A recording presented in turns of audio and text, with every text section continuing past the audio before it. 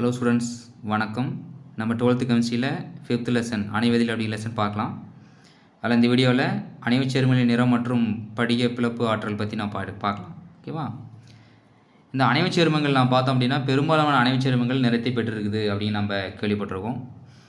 இந்த அணைவுச் சேர்மங்கள் வந்து நிறம் பெற்றிருக்கிறதுக்கு சில காரணங்கள் இருக்குது. அதை நான் பின்னாடி 1 by 1 பார்க்க போகிறோம். நம்மளுடைய விசிபிள் லைட் எடுத்துட்டிங்க அப்படின்னா அதோட அலைநீளம் எதுலேருந்து இருக்கும், அதாவது கண்ணூர் ஒளியோட அலைநீளம் பார்த்தோம் அப்படின்னா 400லேருந்து 700 நானோமீட்டர் வரையில் இருக்கும். 1 நானோமீட்டர் அப்படிங்கிறது எதுக்கு ஈக்குவல் அப்படிங்கிறது ஆல்ரெடி தெரிஞ்ச ஒன்று தான். 10⁻⁹ மீட்டர் அப்படின்னு பார்த்துருக்கோம். ஓகேவா? 1 நானோமீட்டர் அப்படிங்கிறது 10⁻⁹. அப்போது இதில் 400லேருந்து 400லேருந்து 700 வரையில் இருக்கும். அதில் ஒவ்வொரு வேவ் லென்த்தை பொறுத்து ஒவ்வொரு கலர் வந்து என்ன பண்ணும் அப்படின்னா அது கொடுக்கக்கூடியதாக இருக்கும். நம்மளுடைய விசிபிள் லைட்டில் ஒவ்வொரு வேவ் லென்த்துக்கும் ஒவ்வொரு விதமான கலரை வந்து கொடுக்கும். இந்த விசிபிள் லைட் என்ன பண்ணுறோம் அப்படின்னா ஒரு அணைவுச் சேர்மத்து மேலே நம்ம படும்போது அது என்ன பண்ணும் அப்படின்னா மறுபடியும் அது அதிலேருந்து பிரதிபலிக்கக்கூடியதாக இருக்கும். அந்த அணைவுச் சேர்மத்து மேலே விசிபிள் லைட் பட்டுச்சு அப்படின்னா அந்த அணைவுச் சேர்மத்துக்கு வேண்டிய ரீஜன் ஆஃப் வேவ் அலைநீளத்தை என்ன பண்ணும் அப்படின்னா அப்சர்வ் பண்ணிக்கும். அது அந்த அணைவுச் சேர்மம் எந்த அளவுக்கு அந்த ஒளியை அப்சர்வ் பண்ணிக்குது, அப்சர்வ் பண்ணதுக்கு அப்புறம் மீதி இருக்கக்கூடிய அந்த ஒளியை தான் என்ன பண்ணும் அப்படின்னா ரிஃப்ளெக்ட் பண்ணும், பிரதிபலிக்கக்கூடியதாக இருக்கும். அப்போ அதுக்கு தேவையான கலரை என்ன பண்ணும் அப்படின்னா அப்சர்வ் பண்ணிவிட்டு தேவையில்லாத கலரை தான் என்ன பண்ணுது அப்படின்னா பிரதிபலிக்கும். அப்போ நமக்கு என்ன தெரியும் அப்படின்னா அது வெளியிட்டு அந்த கலர் தான் நமக்கு தெரியக்கூடியதாக இருக்கும். ஓகேவா? நல்லா புரிஞ்சிட்டிங்களா? அப்போது அணைவுச் சேர்மம் கலராக இருக்கிறது என்ன காரணம் அப்படின்னா விசிபிள் லைட்டு அது மேலே போய் படுது. அது படும்போது அந்த அணைவுச் சேர்மத்துக்கு தேவையான அந்த வேவ் லென்த், இந்த வேவ் லென்த்லேருந்து இருக்கக்கூடிய அந்த கலரை என்ன பண்ணும் அப்படின்னா அப்சர்வ் பண்ணிக்கும். அப்சர்வ் பண்ணிவிட்டு அதுக்கு தேவையில்லாத அலைநீளம் இருக்கக்கூடிய கலரில் என்ன பண்ணும் அப்படின்னா ரிஃப்ளெக்ட் பண்ணுது, பிரதிபலிக்குது. அதனால தான் நமக்கு என்ன பண்ணும் அப்படின்னா கலர்ஸ் வந்து தெரியுது. இது நல்லா உங்களுக்கு முக்கியமாக தெரிஞ்சிருக்கணும். ஓகேவா? சரி, இதான் நமக்கு என்ன பண்ணிங்கன்னா இங்கே சொல்லியிருக்காங்க. பெரும்பாலான இடைநிலை உலோக அணைவுச் சேர்மங்கள் நிறைமுறையாக உள்ளன. ஒரு சேர்மம் கண்ணூர் ஒளியில் ஒரு குறிப்பிட்ட அலைநீளத்தை உட்கவர்ந்து கண்ணூர் ஒளியின் பிற பகுதிகளை பிரதிபலிக்கிறது. அந்த கண்ணூர் ஒளியோட பிற பகுதியை என்ன பண்ணணும்னா ரிஃப்ளெக்ட் பண்ணுது. ஒரு சில பகுதியை என்ன பண்ணால் அப்சர்வ் பண்ணிக்கும்.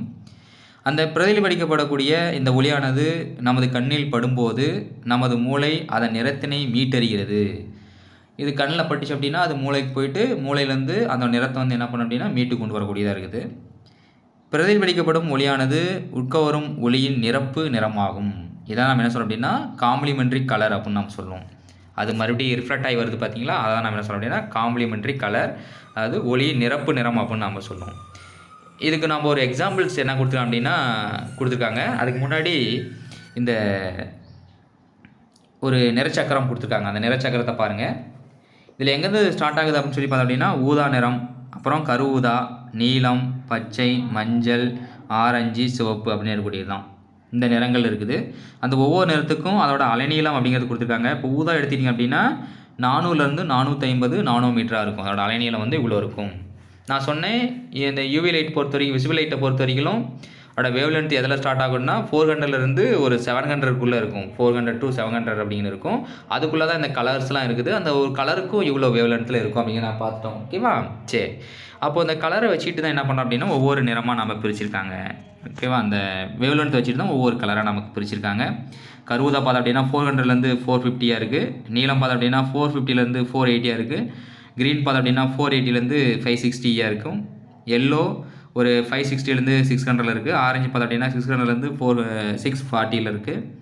ரெட் பார்த்தோம் அப்படின்னா 640லேருந்து ஒரு 700 நானோமீட்டர் வரையில் இருக்கக்கூடியதாக இருக்கும். இதான் பார்த்தோம் அப்படின்னா ஒரு நிறச்சக்கரம் அப்படின்னு நம்ம சொல்லக்கூடியது. இது நம்ம என்ன பண்ணுறோம் அப்படின்னா நம்ம விப்ஜிஆர் அப்படின்னு நம்ம சொல்லுவோம். இதை ஞாபகம் வச்சுக்கிறதுக்கு என்ன பண்ணுறோம் அப்படின்னா விப்ஜிஆர் அப்படின்னு நம்ம போட்டிருப்போம். Violet, indigo, blue, green, yellow, orange, red, அதை தான் நான் சொல்ல அப்படின்னா விப்ஜிஆர். நம்மளுடைய நிறத்தை வந்து ஞாபகம் வச்சுக்கிறதுக்கு விப்ஜிஆர் அப்படின்னு நம்ம சொல்லியிருப்போம். ஓகேவா? இது என்ன பண்ண அப்படின்னா நான் பாருங்கள் அங்கே ஒரு டயக்ராம் கொடுத்துருக்காங்க, நான் இங்கே ஒரு டயக்ராம் போட்டிருக்கேன். இதில் பார்த்தோம் அப்படின்னா ரெட்டு, அது வயலட்டில் ஆரம்பிச்சிருக்கேன். வயலட்டு, இண்டிகோ, அது ரெண்டும் ஒரே இதில் கொண்டு வந்திருக்கேன். வயலட்டும் இண்டிகோவும். அடுத்தது blue, green, yellow, orange, red, இது மாதிரி நான் ஒரு நிறச்சட்டம் போட்டிருக்கேன். ஓகேங்களா?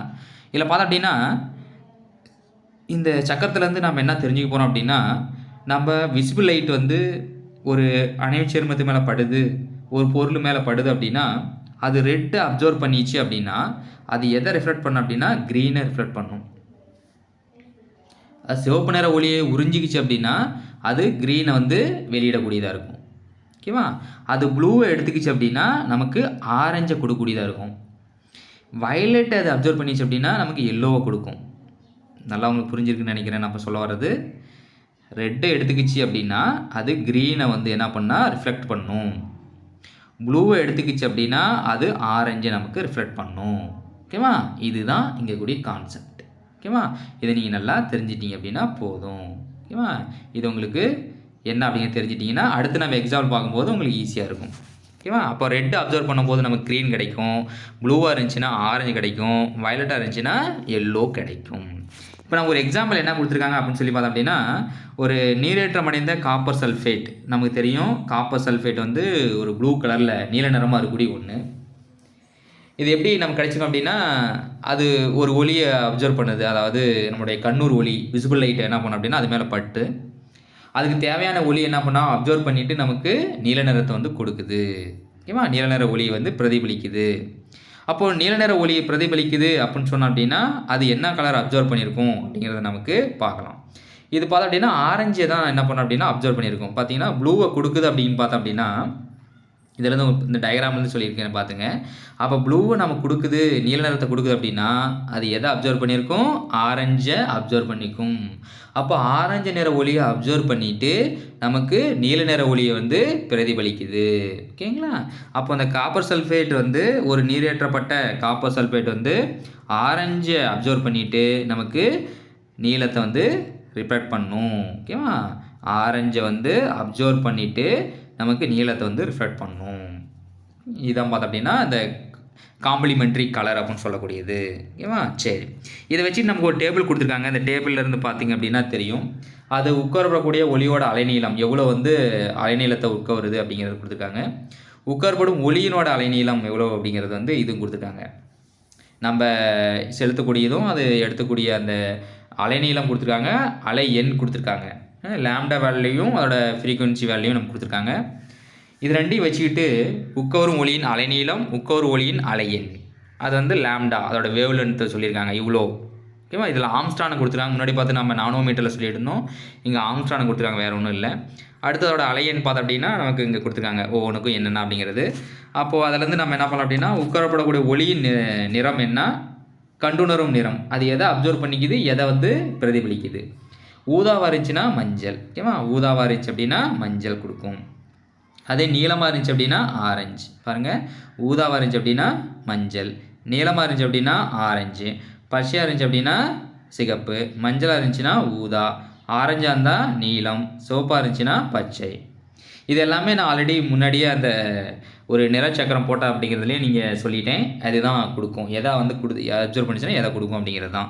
இதை நீங்கள் நல்லா புரிஞ்சிருக்கணும். ஓகேவா? சரி, அடுத்தது இந்த அணைவு சேர்மம் பற்றி நான் முன்னாடியே நிறையா டீட்டெயிலாக பார்த்துட்ருக்கோம். அதில் படிகப்புல கொள்கை அப்படிங்கிறது பார்த்தோம், கிறிஸ்டல் ஃபீல்ட் ஸ்ப்ளிட்டிங் அப்படிங்கிறது பார்த்தோம். இது என்ன பண்ண அப்படின்னா நம்மளுடைய மைய உலோக அணுவில் இருக்கக்கூடிய டி ஆர்பிட்டால் என்ன பண்ணால் ரெண்டு விதமான வெவ்வேறு ஆற்றலாக பிரிக்கும். ஒன்று வந்து T2G, இன்னொன்று EG அப்படின்னு சொல்லி பார்த்தோம். இது என்ன பண்ணுது அப்படின்னா ஒரு வெண்மை நிற ஒளியை வந்து அப்சர்வ் பண்ணிக்கிட்டு அந்த மைய உலகம் வந்து என்ன பண்ண அப்படின்னா ஒரு வெண்மை நிற ஒளி என்ன பண்ணோம்னா அப்சர்வ் பண்ணும். அப்படி அப்சர்வ் பண்ணிவிட்டு அந்த தேவையான அந்த அணைவு சேர்மத்துக்கு அதில் கூடிய மைய உலோக அயனிக்கு தேவையான அளவுள்ள அலைநீளத்தை மட்டும் என்ன பண்ணால் உறிஞ்சிக்கிட்டு மீதிக்கிறது என்ன பண்ண அப்படின்னா பிரதிபலிக்கும். இதுதான் நம்மளுடைய கான்செப்ட். ஓகேவா? அதாங்க சொல்லியிருக்காங்க பாருங்கள். வெண்மை நிற ஒளி அணைவு சேர்மத்தின் மீது விழும்போது மைய உலோக அயனியானது படிகப்புல பிளப்பாற்றலுக்கு சமமான அந்த படிகப்புல பிளப்புக்கு எவ்வளோ வந்து சமமானதாக வேணும் அப்படிங்கிறத கண்ணூர் ஒளியை உட்கவருகிறது. அந்த படிகப்புல பிளப்புக்கு தேவையான அந்த ஒளியை என்ன பண்ண அப்படின்னா அப்சர்வ் பண்ணிக்குது. மேலும் பிற அலைநீளமுடைய ஒளிகளை வந்து பிரதிபலிக்கிறது. அந்த படிகப்புல பிளப்புக்கு தேவையான அளவுக்கு அந்த அளவுக்கு மட்டும் என்ன பண்ணும் கண்ணூர் ஒளி வந்து உறிஞ்சிக்கிட்டு மற்ற ஒளியில் என்ன பண்ண அப்படின்னா பிரதிபலிக்கணும். அப்போது இது காரணமாக என்ன பண்ணுது அப்படின்னா ஒளி உட்கோரப்படுதல் மைய உலோக அயனியின் டி எலக்ட்ரான்கள் குறைவான ஆற்றலுடைய T2G நிலையிலிருந்து அதிக ஆற்றலுடைய EG நிலைக்கு கிளறுகிறது. அப்போது இதை அப்சர்வ் பண்ணும்போது வரக்கூடிய ஒளியை அந்த கண்ணூர் ஒளியை அப்சர்வ் பண்ணும்போது குறைவாக ஆற்றலக்கூடிய T2Gலேருந்து அதிகமான எனர்ஜி இருக்கக்கூடிய EGக்கு வந்து அந்த எலக்ட்ரான் வந்து போகும். அப்போ அங்கே என்ன நடக்குது அப்படின்னா DT பரிமாற்றம், DT இடப்பெயர்ச்சி, டிடி டிரான்சிஷன் அப்படிங்கிறது அங்கே நடக்குது. டியிலேருந்து இன்னொரு டிக்கு எலக்ட்ரானுக்கு என்ன ஆகுது, ஜம்ப் ஆகுது. ஓகேவா? அப்போது குறைவான ஆற்றலிருந்து அதிகமான ஆற்றலுக்கு போகுது. எப்படி அப்படின்னா வரக்கூடிய அந்த ஒளியை அப்சர்வ் பண்ணிவிட்டு டி டு டி இடப்பெயர்ச்சி நடக்குது. இந்த பரிமாற்றத்தின இதை நம்ம என்ன பண்ணலாம் அப்படின்னா ஒரு எக்ஸாம்பிள் வச்சு கொடுத்துருக்காங்க. அந்த எக்ஸாம்பிள் பார்த்திங்க அப்படின்னா உங்களுக்கு நல்லா தெரியும். ஓகேவா? இதில் பார்த்தோம் அப்படின்னா டைட்டேனியம் எக்ஸா அக்வா. ஓகேவா? எக்ஸா அக்வா டைட்டேனியம் 3 அப்படிங்கிறது தான் கொடுத்தக்கூடிய ஒரு அயானு. இந்த டைட்டேனியம் அப்படிங்கிறதுக்கு அதோட எலக்ட்ரான் அமைப்பு எப்படி இருக்கும், 3d2 4s2 அப்படிங்கிறது இருக்கும். அதே டைட்டேனியம் 3+ஆக மாறும்போது 3+ஆக மாறும்போது அளக்கூடிய எலக்ட்ரான் என்ன பண்ணும் அப்படின்னா 3+ஆக மாறும்போது அளக்கூடிய எலக்ட்ரான் வந்து இதுலேருந்து 2 எலக்ட்ரான் போயிருக்கும், இதில் ஒரு எலக்ட்ரான் போயிருக்கும். அப்போ மீதி என்ன இருக்குன்னா 3Dயில் ஒரே ஒரு எலக்ட்ரான் தான் இருக்கும். ஓகேவா? 3Dயில் கூடிய ஒரே ஒரு எலக்ட்ரான் தான். அந்த ஒரு எலக்ட்ரான் எப்படி என்ன பண்ணுது அப்படின்னு சொல்லி பார்த்தோம் அப்படின்னா அந்த டயக்ராம் பார்த்தீங்கன்னா தெரியும். அப்போது குறைவான ஆற்றலுடைய dxy dyz dzx இதெல்லாம் குறைவானதாக இருக்கும். அதான் d2g ஆர்பிட்டால்கள்னு சொல்லுவோம். அதிகமான எனர்ஜி இருக்குது எதுன்னு சொல்லி பார்த்தோம் அப்படின்னா இந்த eg தான் அதிகமான ஆற்றலுடைய ஆர்பிட்டால்கள். dx² - y² dz² அப்படிங்கிறது. அப்போது இதுலேருந்து பார்த்தோம் அப்படின்னா இந்த ஒரு எலக்ட்ரான் தான் இருக்குது. டைட்டேனியம் 3+ இருக்கக்கூடிய ஒரு எலக்ட்ரான் அப்படிங்கிறது இங்கே இருக்குது. அது வந்து கண்ணூர் ஒளி என்ன பண்ணும் அப்படின்னா அப்சர்வ் பண்ணுது. அப்சர்வ் பண்ணும்போது என்ன நடக்குது, அங்கே படிகப்புலம் அந்த பிளப்பு ஏற்படுறதுலேருந்து குறைவான ஆற்றலேருந்து அதிகமான ஆற்றலுக்கு எலக்ட்ரான் வந்து என்ன பண்ணால் ஜம்ப் ஆகுது. அப்போது இந்த எக்ஸ்ஒய்லேருந்து என்ன பண்ண அப்படின்னா எலக்ட்ரான் வந்து இங்கே போகுது. இதெல்லாம் என்ன சொல்கிறேன் அப்படின்னா டிடி இடப்பெயர்ச்சி இல்லை டிடி பரிமாற்றம். ஓகேவா? இதை தான் இங்கே நடக்கக்கூடியதாக இருக்கும். அப்போ இங்கூட எலக்ட்ரான் என்ன பண்ணால் இங்கேருந்து அங்கே ஜம்ப் ஆகக்கூடியதாக இருக்கும். அதாங்க சொல்லியிருக்கான் பாருங்கள். இந்த அணைவு சேர்மத்தில் மைய உலோக அயனியின் டைட்டேனியம் 3+ ஆனது D1 எலக்ட்ரான் அமைப்பினை பெற்றுள்ளது.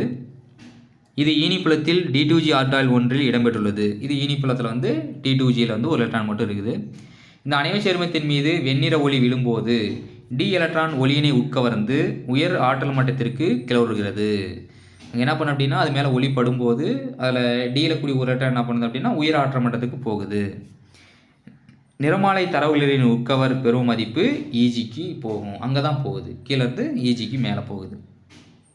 இது படிகப்புல பிளப்பாற்றல் வந்து கொடுத்துருக்காங்க. அதோட ΔOவோட வேல்யூ நமக்கு தெரியுது 239.7 கிலோஜூல் மோல் இன்வர்ஸ் அப்படிங்கிறது. இது நம்ம இதில் சொல்லும்போது சென்டிமீட்டர் சொல்லும்போது 20,000 சென்டிமீட்டர் -1க்கு வந்து இணையானதாக சமமானதாக இருக்குது. இந்த உட்காரத்தினால் பிரதிபலிக்கப்படும் நிறம் ஊதா நிறம். அது என்ன பண்ணுது அப்படின்னா ஊதா நிறத்தை வந்து பிரதிபலிக்குது. ஓகேவா? இப்போ ஊதா நிறத்தை வந்து பிரதிபலிக்குது அப்படிங்கிறது நமக்கு தெரிஞ்சிருச்சு. அப்போ என்ன பண்ணியிருக்கோம், நமக்கு ஊதாவாக இருந்துச்சு அப்படின்னா நமக்கு எல்லோ கலர் வந்து அப்சர்வ் பண்ணியிருக்கோம் அப்படிங்கிறது நமக்கு தெரிஞ்ச ஒன்று தான்.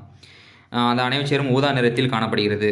இது வந்து என்ன பண்ணோம் அப்படின்னா அது பிரதிபலித்து நமக்கு ஊதா நிறமாக நமக்கு கிடைக்கிது. அந்த கண்ணூர் ஒளிப்பட்டு ரிஃப்ளெக்ட் ஆகும்போது நமக்கு ஊதா நிறம் வந்து பிரதிபலிச்சிருக்கும். அப்போ டைட்டேனியம் 3 உலோகமானது புரோமைடு ஃப்ளூரைடு போன்ற ஈனிகளோடு உருவாக்கும் சேர்மங்கள் வெவ்வேறு நிறத்தை வந்து பெற்றக்கூடியதாக இருக்கும்.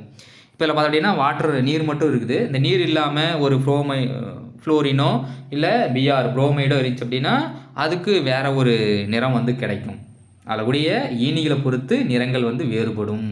இது நல்லா முக்கியமான ஒன்று. சரி, இதெல்லாம் வச்சுக்கிட்டு இந்த நிறம் உண்டாகிறதுக்கு ஒரு முக்கிய 3 காரணம் அப்படின்னு சொல்லி பார்த்தோம் அப்படின்னா இந்த 3 பாயிண்ட் சொல்லியிருக்கேன் பாருங்கள். ஃபர்ஸ்ட் பாயிண்ட் வந்து டிடி இடப்பெயர்ச்சி. அங்கே வந்து டிடி இடப்பெயர்ச்சி நடக்கணும். இப்போ டிடி இடப்பெயர்ச்சி நடக்கணும்னா அங்கே தனித்த எலக்ட்ரான் இருக்கணும். அந்த டி ஆர்பிட்டாலில் எலக்ட்ரான் வந்து மினிமம் 1ஆவது இருக்கணும். அப்படி இருக்கும்போது தான் அந்த எலக்ட்ரான் குறைவான ஆற்றலேருந்து அதிக ஆற்றல் மட்டத்துக்கு போகும். இது ஒன்று.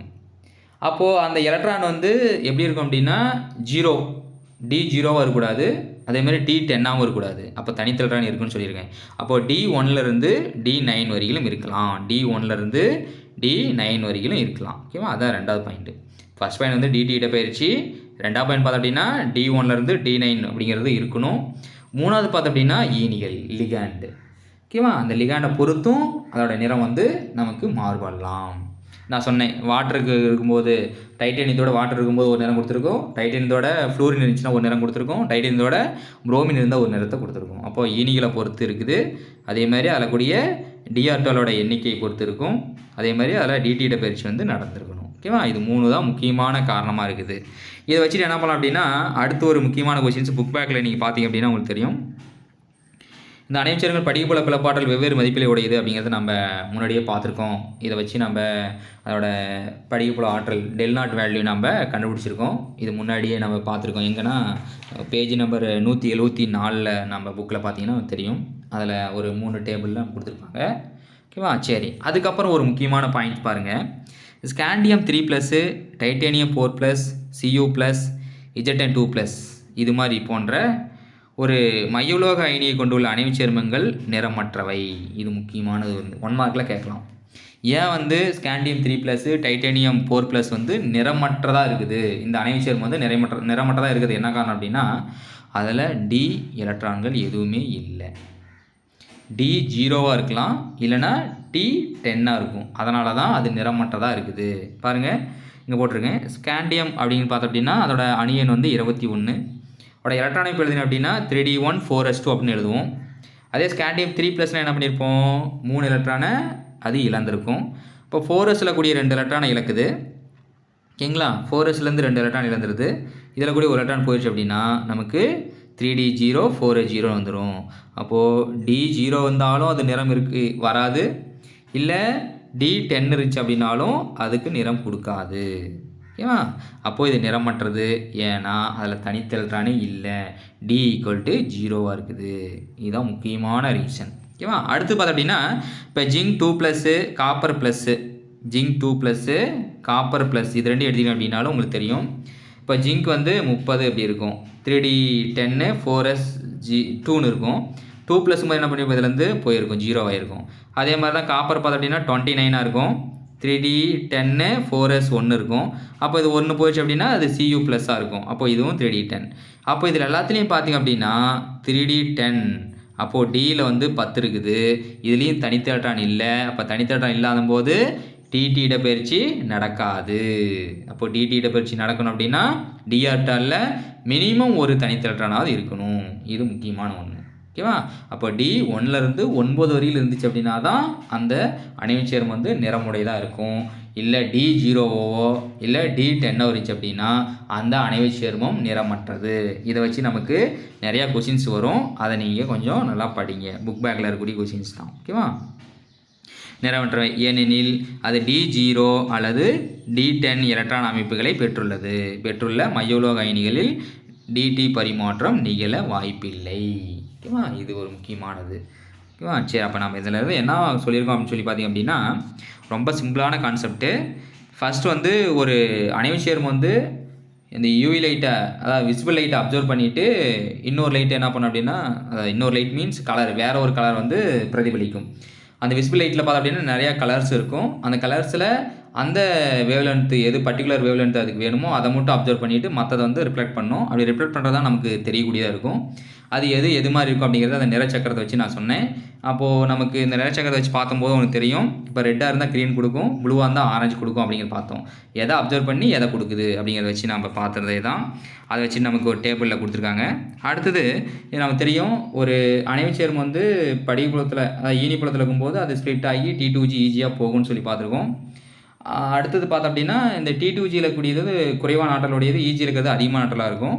இப்போ ஒளி வந்து படுது, ஒரு வெண்ணிற ஒளி, அதான் கண்ணூர் ஒளி படும்போது அந்த D2G இருந்து ஈஜிக்கு எலக்ட்ரான் என்ன பண்ணால் ஜம்ப் ஆகுது, குறைவான ஆற்றலேருந்து அதிகமான ஆற்றலுக்கு போகும், டிடி இடப்பெயர்ச்சி நடக்கும். டிடி இடப்பெயர்ச்சி நடந்துச்சு அப்படின்னா அங்கே வந்து கலர்ஸ் வந்து கொடுக்கூடியதாக இருக்கும் அப்படின்னு பார்த்தோம். அதில் சிலதெல்லாம் பார்த்தோம் அப்படின்னா கலர் கொடுக்கல. அதுக்கு என்ன காரணம் அப்படின்னா D0வோ D10 இருந்துச்சு அப்படின்னா அது கலர் கொடுக்காது. D1லேருந்து D9 வரையில் இருந்தால் தான் கலர் கொடுக்கும். அங்கே டிடி இடப்பெயர்ச்சி அப்போ தான் நடக்கும். ஈனிகளை பொறுத்து ஒவ்வொரு அணைவுச் சேர்மத்துக்கும் அதோட கலர்ஸ் வந்து வேரி ஆகும். இப்போ டைட்டேனியம் மட்டும் மையோலோக அயனி இருக்கிறதுல அது கூட ஈனிகளை பொறுத்தும் அதோட கலர்ஸ் வந்து வேரி ஆகும் அப்படிங்கிறதான் இதில் நாம் தெரிஞ்சுக்கிறோம். ஓகேவா? சரி, ஓகே. அடுத்தது நாம் இன்னொரு டாபிக் புதுசாக பார்க்க போகிறோம். அது என்னன்னு சொல்லி பார்த்தோம் அப்படின்னா நம்ம உலோக கார்பனைல் அப்படிங்கிறத நம்ம அடுத்த வீடியோவில் கண்டினியூ பண்ணலாம். ஓகேவா?